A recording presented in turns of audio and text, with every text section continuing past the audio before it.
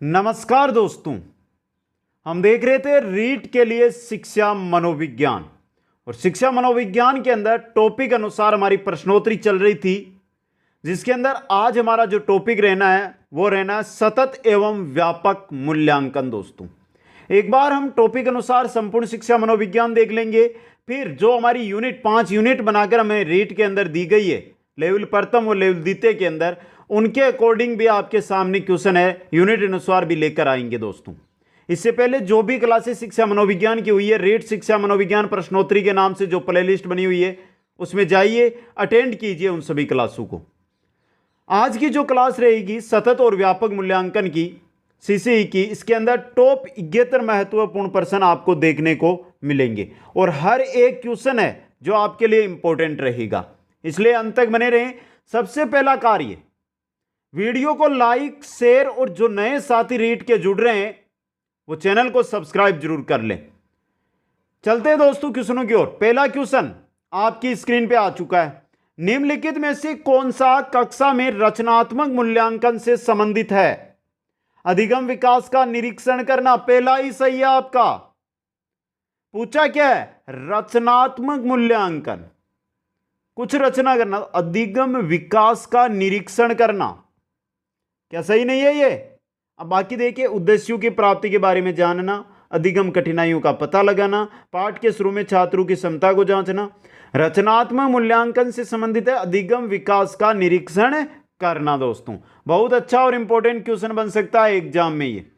Question number 2, एक अच्छे परीक्षण की विशेषता होती है, उसमें वेदता हो, विश्वसनीयता हो, वस्तुनिष्ठता हो, मतलब ये सभी ऑप्शन 4 सही रहेगा। क्वेश्चन नंबर 3 है, सतत और व्यापक मूल्यांकन मुख्य रूप से बल देता है। सतत और व्यापक मूल्यांकन किस पर बल देता है? पहला, बच्चे के सुधार के लिए लगातार परीक्षण करने पर, पहला ही सही हो गया मित्रों। यहां पर सतत और व्यापक मूल्यांकन है ना, ये बच्चे में जो लगातार परीक्षण लिए जाए जिसमें उसमें क्या हो, सुधार, इसी पर बल देता है। क्वेश्चन नंबर 4 में चलिए, निम्नलिखित में से कौन सा केंद्रीय माध्यमिक शिक्षा बोर्ड के फॉर्मेटिव मूल्यांकन के लिए सुझाव नहीं है? पहला, स्रोत आधारित विश्लेषण, यह तो सुझाव है। मॉडल व चार्ट, यह सुझाव नहीं है आपका। अधिक आवृत्ति से परीक्षण करना, यह भी है। प्राथमिक पाठ्य सामग्री के लिए प्रामाणिक स्रोतों का उपयोग, यह भी है। तो मॉडल व चार्ट ऑप्शन 2 फॉर्मेटिव मूल्यांकन के लिए यह सुझाव नहीं है। दोस्तों, क्वेश्चन नंबर 5, सीखने के लिए आकलन, सीखने के लिए आकलन विशिष्ट होता है और अपने आप में की गई आकलन गतिविधियां नहीं। सीखने के लिए आकलन, 2 नंबर देखिए, अभिप्रेरणा को बढ़ावा देता है।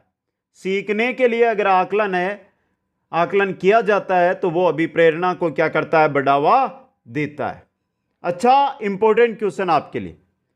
क्वेश्चन नंबर 6, मूल्यांकन उपागम में प्राथमिकता दी जाती है शिक्षण बिंदु को, कथन को, प्रस्तुतिकरण को या शिक्षण उद्देश्य को? मूल्यांकन उपागम की बात हो रही है, किसको देंगे आप प्राथमिकता? मूल्यांकन के अंदर जो हमारी शिक्षा का उद्देश्य है उसको, तो शिक्षण उद्देश्य को प्राथमिकता दी जाती है। ऑप्शन 4 सही रहेगा यहां पे। क्वेश्चन नंबर 7, विद्यालय आधारित आंकलन, विद्यालय आधारित आंकलन परीक्षा के लिए शिक्षण को बढ़ावा देता है क्योंकि उसमें निरंतर परीक्षण होता है, गलत। परिणामों की अपेक्षा परीक्षा तकनीकों पर केंद्रित है, यह भी गलत। क्या आकलित किया जाएगा इस पर शिक्षार्थियों को कम नियंत्रण प्रदान करता है, यह भी सही नहीं है। रचनात्मक प्रतिपुष्टि उपलब्ध कराते हुए सीखने में संवर्धन करता है। विद्यालय आधारित जो आकलन होता है वो रचनात्मक प्रतिपुष्टि देता है और सीखने में क्या है? संवर्धन, वृद्धि करता है। दोस्तों, तो यहां पे ऑप्शन 4 है सही। क्वेश्चन नंबर 8 अटेंड कीजिए। सतत व्यापक मूल्यांकन में व्यापक शब्द का अभिप्राय क्या है? सतत और व्यापक मूल्यांकन के अंदर व्यापक शब्द का अभिप्राय क्या है, यह आपसे पूछा गया है। संज्ञानात्मक, सहसंज्ञानात्मक, दोनों, विद्यालय के अंदर, विद्यालय के बाहर या शिक्षा से जुड़ी हुई और शिक्षा से अन्य जो गतिविधियां उनका, समझिए। तो तीसरा ऑप्शन 1 व 2 दोनों आपका सही यहां पे रहेगा। क्वेश्चन नंबर 9 देखिए, परीक्षा के स्थान पर सतत और व्यापक मूल्यांकन गुणवत्तामूलक शिक्षा के लिए अधिक उपयुक्त है। इनमें संज्ञानात्मक क्षेत्र का मूल्यांकन किया जाता है, संज्ञानात्मक क्षेत्र का मूल्यांकन किया जाता है, मूल्यांकन सतत और व्यापक क्षेत्रों में आता है। तीनों सही है यहां पे, उपयुक्त सभी। ऑप्शन 4 सही रहेगा। क्वेश्चन नंबर 10 है, मूल्यांकन का उद्देश्य, मूल्यांकन का क्या उद्देश्य है? बच्चे को उत्तीर्ण अनुत्तीर्ण घोषित करना, बच्चा क्या सीखता है जानना, बच्चे के सीखने में आई कठिनाइयों को जानना, ये तीनों ही उद्देश्य है। बच्चे को पास फेल भी इसी से किया जाता है, बच्चे ने क्या सीखा है वो भी इससे ही जाना जाता है। बच्चे को जब सीख रहा है तो उसको कठिनाइयां आ रही है उसका भी पता मूल्यांकन से ही लगाया जाता है। उपरोक्त सभी, ऑप्शन 4 यहां पे सही है। क्वेश्चन नंबर 11 है, वे शिक्षक जो विद्यालय आधारित आकलन के अंतर्गत कार्य करते हैं, वे शिक्षक जो विद्यालय आधारित आकलन के अंतर्गत कार्य करते हैं, पहला, व्यवसाय के लिए स्वामित्व की भावना रखते हैं, व्यवसाय के लिए स्वामित्व की भावना रखते हैं, पहला ही सही है यहां पे। क्वेश्चन नंबर 12 है, एक शिक्षक कक्षा में कार्य को एकत्र करता है और उन्हें पढ़ाता है, उसके बाद योजना बनाता है और अपने अगले पाठ को शिक्षार्थियों की आवश्यकता को पूरा करने के लिए समायोजित करता है। वह कर रहा है या वह कर रही है? सीखने के समय आकलन, सीखने के लिए आकलन, सीखने के रूप में आकलन या सीखने का आकलन? बता दीजिए, सिंपल सा क्वेश्चन है ये। क्या कर रहा है? सीखने का आकलन कर रहा है वो। ऑप्शन 4 सही रहेगा। क्वेश्चन नंबर 13 देखिए, निम्नलिखित में से कौन सा वस्तुनिष्ठ प्रश्न है? लघुत्तरात्मक, मुक्त उत्तर वाला प्रश्न, सत्य या असत्य वाला, या निबंधात्मक? वस्तुनिष्ठ, सत्य असत्य, सत्य या असत्य, ये क्या है आपका वस्तुनिष्ठ प्रश्न है दोस्तों। क्वेश्चन नंबर 14 देखिए, एक शिक्षक प्रश्न पत्र बनाने के बाद यह जांच करता है कि क्या प्रश्न परीक्षण के विशिष्ट उद्देश्यों की परीक्षा ले रहे हैं। यह मुख्य रूप से प्रश्न पत्र के बारे में चिंतित है। किसके बारे में? वैधता, संपूर्ण विषय वस्तु को शामिल करने, प्रश्नों के प्रकार या विश्वसनीयता। किसके बारे में? यह प्रश्न पत्र की जो वैधता है उसको लेकर क्या अध्यापक शिक्षक है जो चिंतित है। ऑप्शन 1 सही रहेगा। क्वेश्चन नंबर 15 देखिए, विद्यालय आधारित आकलन मुख्य रूप से किस सिद्धांत पर आधारित होता है दोस्तों? बाह्य परीक्षकों को उपेक्षा शिक्षक अपने शिक्षार्थियों की क्षमताओं को बेहतर मानते। देखिए मित्रों, अच्छा क्वेश्चन बन सकता है एग्जाम में ये। विद्यालय आधारित आकलन मुख्य रूप से किस सिद्धांत पर आधारित होता है? बाह्य परीक्षकों की उपेक्षा शिक्षक अपने शिक्षार्थियों की क्षमताओं को बेहतर मानते हैं, इस पर। ऑप्शन 1 सही रहेगा यहां पे। क्वेश्चन नंबर 16 देखिए, रिक्त स्थान के अतिरिक्त निम्नलिखित सभी सीखने के रूप में आकलन को बढ़ावा देते हैं। पढ़ाए गए विषय पर मनन करने के लिए शिक्षार्थियों को कहना, जितनी संभावना हो शिक्षार्थियों का लगातार परीक्षण लेना, दूसरा ही सही है आपका। जितनी संभावना हो शिक्षार्थियों का लगातार परीक्षण लेना के अतिरिक्त निम्नलिखित सभी सीखने के रूप में क्या है? आकलन को बढ़ावा देते हैं। क्वेश्चन नंबर 17, ग्रेडिंग, कोडिंग, अंकन, क्रेडिट संचय प्रणालियों के कुछ उदाहरण बताइए। कक्षा में बच्चों की स्थिति का निरूपण विधि, आलेख पत्र में अकादमिक प्रगति को दर्शाना, अधिगमकर्ताओं की उपलब्धि के आकलन की गणन विधि। ये ग्रेडिंग, कोडिंग, अंकन, क्रेडिट संचय, ये क्या होती है? जो अधिगमकर्ता सीखने वाला है, शिक्षार्थी है, उसकी उपलब्धि का आकलन है, उसकी गणना विधि है दोस्तों। क्वेश्चन नंबर 18, अधिगमकर्ता की उपलब्धि का आकलन शिक्षकों की सहायता करता है। अधिगमकर्ता की उपलब्धि का आकलन शिक्षकों की सहायता करता है। किसमें? शिक्षण अधिगम विधियों की प्रभावशीलता का मूल्यांकन करने में। शिक्षण अधिगम विधियों की जो प्रभावशीलता है उसका मूल्यांकन करने के अंदर। क्वेश्चन नंबर 19 देखिए, निम्नलिखित में से कौन सा सतत और व्यापक मूल्यांकन से संबंधित नहीं है? सतत और व्यापक मूल्यांकन से संबंधित पहला, ये शिक्षण अधिगम प्रक्रिया का एक अभिन्न अंग पहला तो है। ये विभिन्न शिक्षा क्षेत्रों में बच्चे की उपलब्धि पर केंद्रित है, दूसरा भी है। ये बच्चों को धीमे, खराब या बुद्धिमान के रूप में चिन्हित करने में उपयोगी होता है, ये नहीं है। ऑप्शन 3 सही रहेगा यहाँ पे। इसे भारत की शिक्षा के अधिकार अधिनियम द्वारा अनिवार्य किया गया, ये भी सही है। ऑप्शन 3 सही है यहाँ पे। क्वेश्चन नंबर 20, परीक्षण जो अनुदेशक के दौरान योजना बनाने एवं निदान के लिए किया जाता है वो कहलाता है। परीक्षण जो अनुदेशन के दौरान योजना बनाने और निदान करने के लिए किया जाता है वो होता है रचनात्मक मूल्यांकन। कौन सा होता है? रचनात्मक मूल्यांकन होता है आपका। क्वेश्चन नंबर 21, सतत और व्यापक मूल्यांकन का उद्देश्य क्या है मित्रों? केवल बालक की तर्क शक्ति का मूल्यांकन करना, विकास के सभी पक्षों का मूल्यांकन करना। सतत और व्यापक जो मूल्यांकन है उसका उद्देश्य है कि बालक के सभी विकास के जो पक्ष है उनका मूल्यांकन करना, विकास के सभी पक्षों का।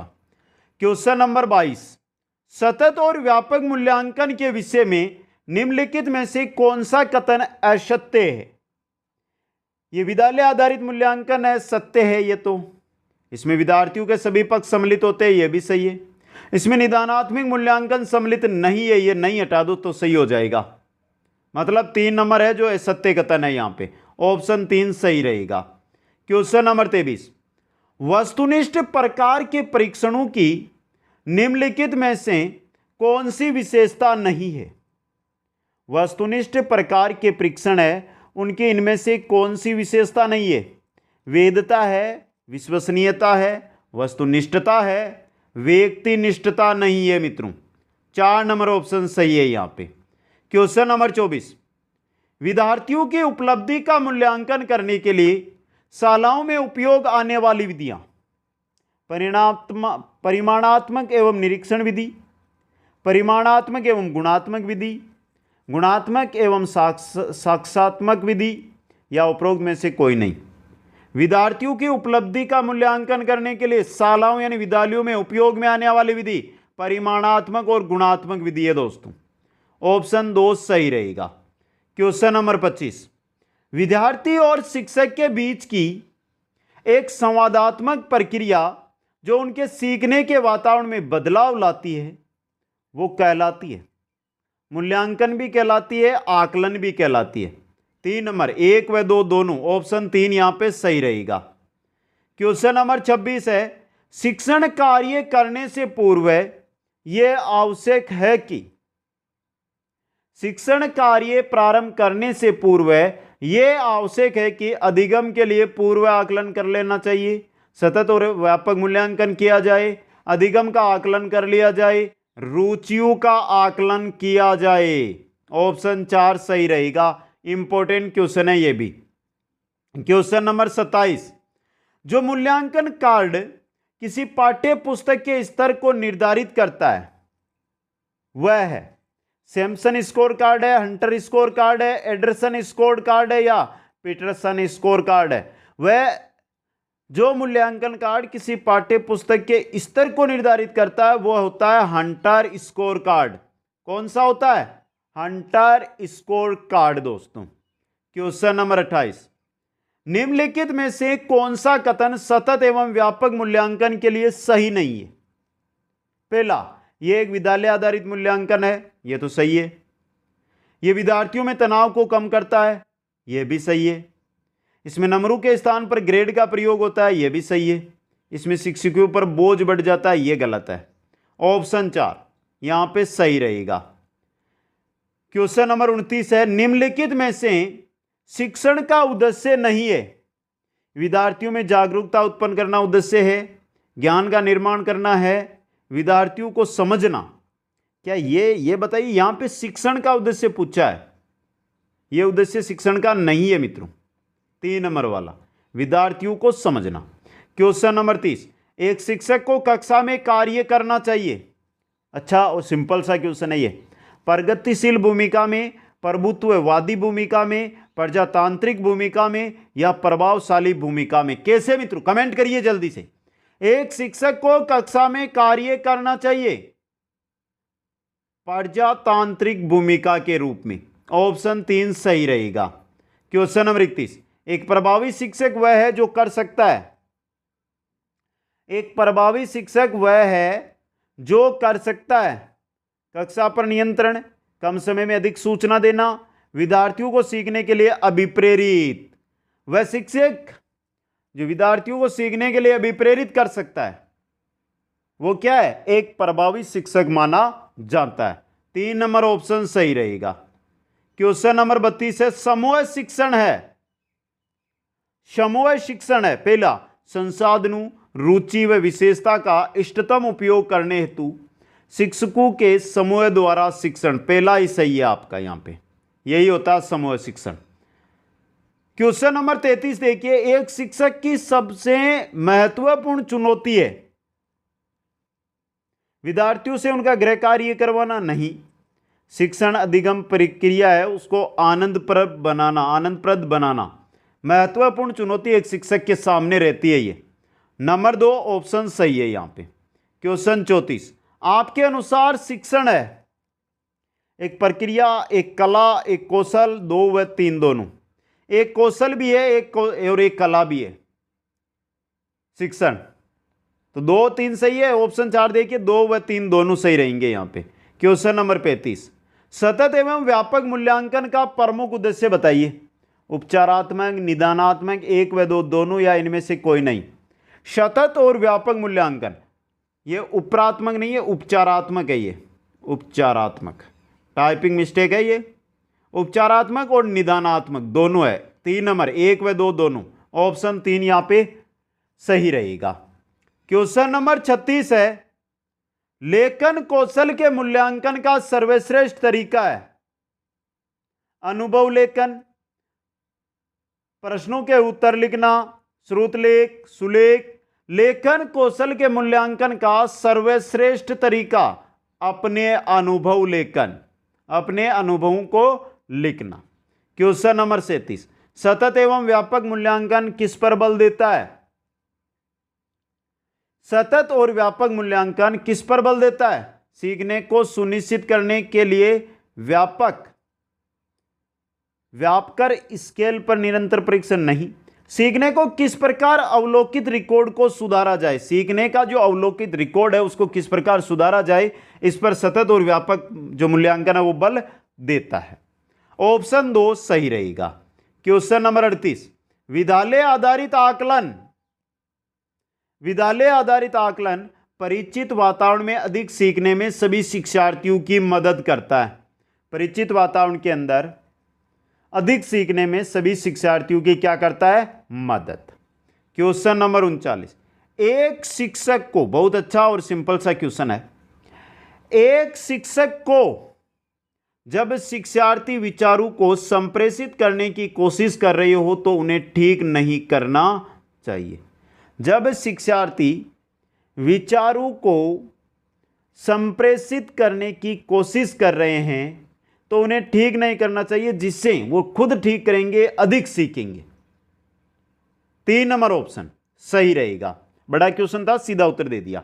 40 नंबर क्वेश्चन, हिंदी भाषा में सतत और मूल्यांकन का अर्थ है। सतत और व्यापक मूल्यांकन का हिंदी भाषा में क्या अर्थ है? बच्चों की आवधिक लिखित परीक्षा लेना, बच्चों की केवल मौखिक अभिव्यक्ति का मूल्यांकन करना, बच्चों के समस्त भाषाई कौशल का विभिन्न उपकरणों और तकनीकों का प्रयोग करते हुए मूल्यांकन करना। यह रहेगा सही, 3 नंबर वाला ऑप्शन आपका। क्वेश्चन नंबर 41, आकलन को उपयोगी और रोचक प्रक्रिया बनाने के लिए रिक्त स्थान के प्रति सचेत होना चाहिए। शैक्षिक और शैक्षिक क्षेत्रों में विद्यार्थी के सीखने के बारे में जानकारी प्राप्त करने के लिए विविध तरीकों का प्रयोग करना, इसके बारे में सचेत होना चाहिए। ऑप्शन 1 सही रहेगा। क्वेश्चन नंबर 42, यदि कोई परीक्षण वही मापन करता है जिसके मापन के लिए उसका निर्माण हुआ है, परीक्षण का कौन सा गुण है ये? वेदता, विश्वसनीयता, वस्तुनिष्ठता, सहजता, या कौन सा है? ये उसकी वेदता है दोस्तों। ऑप्शन 1 यहां पे सही रहेगा। क्वेश्चन नंबर 43, मूल्यांकन को वस्तुनिष्ठ प्रकार के लिखित कार्यों पर आधारित होना चाहिए, एक अलग गतिविधि के रूप में लेना चाहिए, शिक्षण अधिगम प्रक्रिया का एक भाग होना चाहिए। 3 नंबर ऑप्शन यहां पे सही रहेगा आपका। क्वेश्चन नंबर 44 है, मूल्यांकन का उद्देश्य क्या है? बच्चे को उत्तीर्ण, ये तो क्वेश्चन पहले देख लिया हमने, उत्तीर्ण यानी पास फेल करना, बच्चे को क्या सीखा ये जानना, बच्चे को सीखने में जो कठिनाई आती है उनके बारे में जानना, उपयुक्त सभी। ऑप्शन 4 सही रहेगा। क्वेश्चन नंबर 45, सत्र की समाप्ति पर प्रयुक्त मूल्यांकन कौन सा होता है, बताना आपको।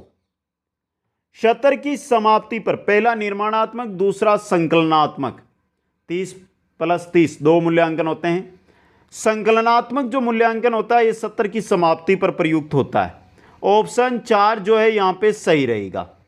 क्वेश्चन नंबर 46, बच्चों के मूल्यांकन के लिए निम्नलिखित में से कौन से कारण होने चाहिए? अच्छा इंपॉर्टेंट क्वेश्चन। पहला, बच्चों के गैर उपलब्धि वाले, निम्न उपलब्धि वाले, औसत एवं उच्च उपलब्धि के रूप में अलग करना व नाम देना, यह नहीं होना चाहिए। कक्षा में शिक्षण अधिगम प्रक्रियाओं में सुधार करना, यह होना चाहिए। समय के साथ बच्चों में होने वाले अधिगम परिवर्तनों एवं प्रगति के बारे में पता लगाना, यह भी होना चाहिए। बच्चों की क्षमताओं, संभावनाओं, सशक्त पक्षों, चुनौतीपूर्ण पक्षों के बारे में माता पिता के साथ चर्चा करना, यह भी होना चाहिए। बी सी डी सही है यहां पे, तो आपका सही रहेगा ऑप्शन 4 यहां पे। क्वेश्चन नंबर 47, निम्न में से कौन सा एक संरचनात्मक परिवेश के साथ अनुकूलन नहीं हो सकता? पहला, अध्यापक विशिष्ट सत्रावसान मूल्यांकन रणनीतियों को लागू करते हैं तथा प्रक्रियाओं के बजाय प्रदर्शन पर फीडबैक देते हैं, यह पहला ही है जो अनुकूलन नहीं हो सकता इससे। ऑप्शन 1 सही रहेगा। क्वेश्चन नंबर 48, निर्माणात्मक मूल्यांकन का उद्देश्य है, निर्माणात्मक मूल्यांकन का प्रगति पर गौर करना एवं उपचारात्मक अनुदेशन की योजना बनाना, यही होता है जो 10, 10, 10 और 10% के साथ 4 बार लिए जाते हैं, निर्माणात्मक मूल्यांकन। क्वेश्चन नंबर 49 में चलते हैं मित्रों। 49 नंबर क्वेश्चन है, पद व्यापक मूल्यांकन का तात्पर्य। सिंपल सा क्वेश्चन, सबको पता होना चाहिए इसका। व्यापक मूल्यांकन विद्यार्थी की संवृद्धि के शैक्षणिक और सह शैक्षणिक आयामों का मूल्यांकन। ऑप्शन 4 सही रहेगा। क्वेश्चन 50, आकलन के बारे में निम्नलिखित में से कौन से कथन सही है वो देखना। पहला, आकलन से विद्यार्थियों को यह सहायता मिलनी चाहिए कि वे अपनी शक्तियों और रिक्तियों को देख सके और शिक्षक तदनुसार उन्हें ठीक कर सके, पहला ही सही है आपके। ऑप्शन 1 ही सही है यहां पे।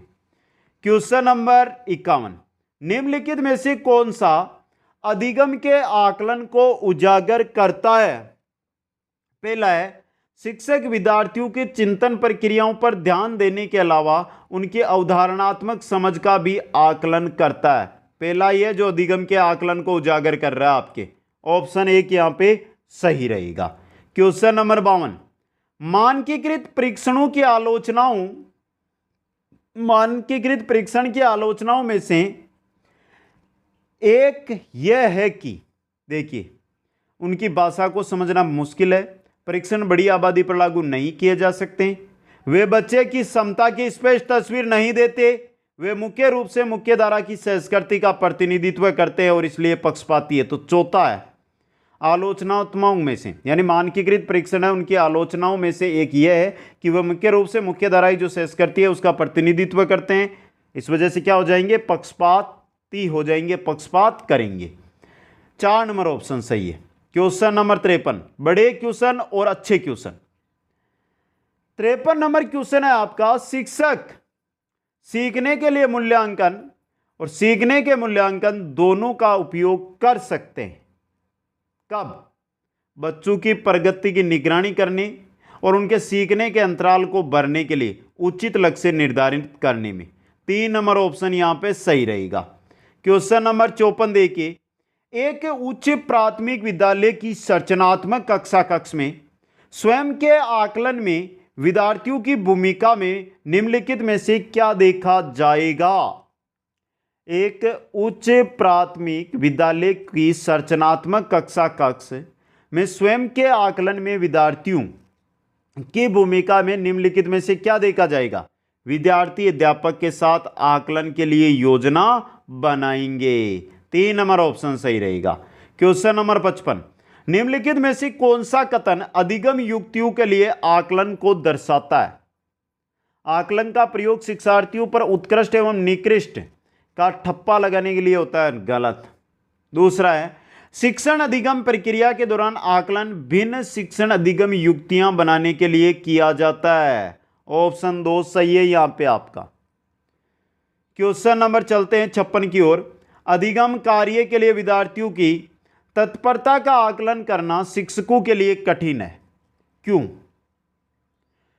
तत्परता के सभी तत्व एक साथ परिपक्व नहीं होते, इस वजह से। ऑप्शन 1 सही रहेगा। क्वेश्चन नंबर 57 है, निम्नलिखित में से कौन सा कथन आदर्श संदर्भित परीक्षण के लिए सत्य नहीं है? कौन सा कथन है जो आदर्श संदर्भित परीक्षण है उसके लिए सत्य नहीं है मित्रों?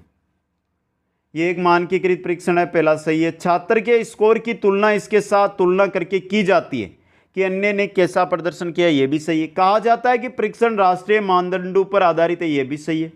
छात्र के प्रदर्शन की स्थापित मानदंडों से तुलना की जाती है, नहीं की जाती। ऑप्शन 4 सही रहेगा यहाँ पे। क्वेश्चन नंबर आ रहा है आपका 58, निम्नलिखित में से कौन सी पद्धति निरंतर और सतत मूल्यांकन की सफलता के लिए सर्वाधिक प्रभावी है? आकलन सत्र के प्रारंभ में और अंत में करना चाहिए। विभिन्न पद्धतियों के प्रयोग द्वारा बच्चे का आकलन एक समय अवधि के भीतर करना चाहिए। दोनों के दोनों, 1 व 2 दोनों यहाँ पे क्या सही है आपके? सही है दोस्तों, 3 नंबर ऑप्शन सही रहेगा। क्वेश्चन 59 देखिए, निम्न में से निर्माणात्मक मूल्यांकन का क्या उद्देश्य होता है? प्रगति पर गौर करना तथा उपचारात्मक अनुदेशन की योजना बनाना, पहला ही सही है यहाँ पे। क्वेश्चन नंबर 60 देखिए, निम्न में से कौन सा योगात्मक मूल्यांकन सत्र के अंत में किया जाता है मित्रों? तो देखिए सत्र के अंत में, तो ध्यान से पढ़िए, सत्र के अंत में शिक्षार्थी के प्रदर्शन का अंतिम आंकलन। ऑप्शन 4 सही रहेगा। क्वेश्चन नंबर 61, मूल्यांकन का उद्देश्य क्या है बताइए? उत्पादक जीवन जीने के लिए शिक्षा किस सीमा तक तैयार कर पाई है का पुष्टि पोषण प्रदान करना ही मूल्यांकन का क्या होता है? उद्देश्य होता है दोस्तों। क्वेश्चन नंबर 62, अधिगमकर्ताओं के सतत और व्यापक मूल्यांकन के विषय में निम्नलिखित में से कौन सा कथन सत्य है? पहला, संकलित आंकलन औपचारिक आंकलन कहलाता है। पहला का पहला ही आपका क्या हो गया? यहां पे सही हो गया। क्वेश्चन नंबर 63, रिक्त स्थान में मापन की भूमिका सब सीखी हुई कुशलताओं में निष्पादन का एक संपूर्ण अवलोकन देती है। किसमें? योगात्मक मूल्यांकन के अंदर। इंपॉर्टेंट क्वेश्चन रह सकता है आपके लिए ये। क्वेश्चन नंबर 64, योगात्मक मूल्यांकन का उद्देश्य क्या है मित्रों? समय विशेष एवं विभिन्न कार्यों पर एक विद्यार्थी ने कितना अच्छा निष्पादन किया का पता लगाना, अधिगम को सुगम बनाना एवं ग्रेड न प्रदान करना, ऐसे विद्यार्थी का पता लगाना जो अपने साथियों के समकक्ष संप्राप्ति में कठिनाई अनुभव कर रहा है, अगली इकाई के अनुदान से पूर्व प्रगति का पता लगाना। क्योंकि योगात्मक मूल्यांकन सत्र के अंत में होता है और अगली इकाई अगली कक्षा में क्रमोन्वित होता है। तो देखिए ये रहा, अगली इकाई के अनुदेशन से पूर्व उसकी प्रगति का पता लगाना। क्वेश्चन 65, निम्न में से क्या एक प्रभावी प्रशंसा के रूप में अध्यापक के लिए कार्य करेगा? क्या करेगा? सिंपल सा क्वेश्चन आपकी स्क्रीन पे बताइए। प्रभावी प्रशंसा के रूप में तो विद्यार्थियों को उनकी योग्यताओं अथवा कार्य निष्पादन के महत्व की सूचना देता है। 3 नंबर ऑप्शन सही रहेगा। क्वेश्चन 66, निम्नलिखित प्रकार का मूल्यांकन अनुदेशन के दौरान दिया जाता है। कौन सा? अनुदेशन के दौरान दिया जाता है निर्माणात्मक मूल्यांकन। 4 नंबर ऑप्शन सही रहेगा। क्वेश्चन नंबर 67, मूल्यांकन का अर्थ निम्नलिखित में से कौन सा है?